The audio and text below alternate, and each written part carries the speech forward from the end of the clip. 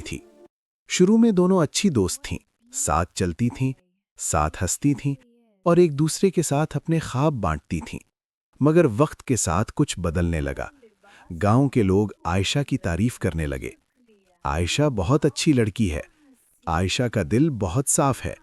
आयशा की बातों में अजीब सा सुकून है। ये सब सुनकर ज़ारा खामोश रहती, मगर उसके दिल में कुछ चुभता।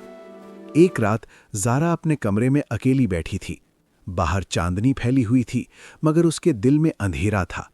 वो खुद से बोली, आखिर आयशा में ऐसा क्या है जो मुझ में नहीं? लोग हमेशा उसी की तारीफ क्यों करते हैं? मैं भी तो अच्छी हूं। ये सवाल आहिस्ता आहिस्ता हसद में बदल गया।